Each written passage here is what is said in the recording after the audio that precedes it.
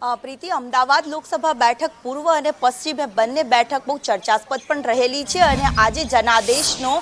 તમામ કોણ જીતશે, દેશમાં કોણ રાજ કરશે તેનું ચિત્ર સ્પષ્ટ થવાનું છે। થોડીક જ વારમાં મતગણતરી પણ શરૂ થવાની છે, જ્યારે અમદાવાદના પૂર્વ બેઠકનું જે મતગણતરી જ્યાં થવાની છે તે કાઉન્ટિંગ સેન્ટર પર અમે પહોંચ્યા છે અને ત્યાં અત્યારથી જ પોલીસનો ચુસ્ત બંદોબસ્ત સાથે તમામ ઉમેદવારો જ્યાં પહોંચે તેની માટેની પણ અલગથી વ્યવસ્થા, મોબાઈલ પર પ્રતિબંધ સહિતની સુરક્ષા વ્યવસ્થા 3 લેયર સુરક્ષા વ્યવસ્થા રાખવામાં આવી છે અને સાથે જ ફાયર સેફટીને લઈને પણ વિશેષ વ્યવસ્થા, તો કાળઝાળ ગરમીને લઈને હેલ્પ ડેસ્કની સાથે આરોગ્ય ડેસ્ક પણ શરૂ કરવામાં આવ્યું છે અને સાથે જ તમામ જ્યારે મતગણતરી છે તે પહેલા બેલેટ પેપરથી ગણતરી કરવામાં આવશે અને જે બાદ અલગ અલગ જે 14થી પણ 17 જેટલા 18 તબક્કામાં 18 રાઉન્ડમાં આ મતગણતરી પૂર્વ બેઠકની જે આવેલી છે 7 એ તમામ બેઠકોનું આજે 18 જેટલા રાઉન્ડમાં થવાનું છે અને સૌથી ઓછું દહેગામનું જે 14 રાઉન્ડમાં જે મતગણતરી છે તે થવાની છે। મતગણતરી પહેલાની તમામ જે ચૂંટણી અધિકારીઓ હોય છે તે પણ કાઉન્ટિંગ સેન્ટર ઉપર પહોંચી ચૂક્યા છે।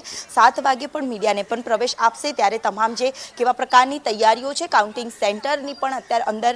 કેવી પ્રકારની હિલચાલ છે તેને લઈને પણ દ્રશ્ય છે તે જોવા મળશે। પરંતુ તે પહેલાના જે વાત કરીએ ત્યારે તમામ સુરક્ષા વ્યવસ્થા અને સુરક્ષા બંદોબસ્ત છે તે ગોઠવી દેવામાં આવ્યો છે। મહત્વનું છે કે દેશભરની જનતાનો શું આ જનાદેશ છે, કોને જનતાએ પસંદ કર્યા છે તેનું ચિત્ર આજે સ્પષ્ટ થવાનું છે। તમામ ઉમેદવારોની જે મહેનત હતી અને એ જ મહેનતને લઈને કયા પ્રકારની મહેનત હતી, કયા પ્રકારનો જનતા હવે કયા નેતા પસંદ કરી રહી છે, આ દેશમાં કોણ રાજ કરશે તેની આજે મહત્વનો સૌથી મોટો દિવસ આજનો 4 જૂન છે।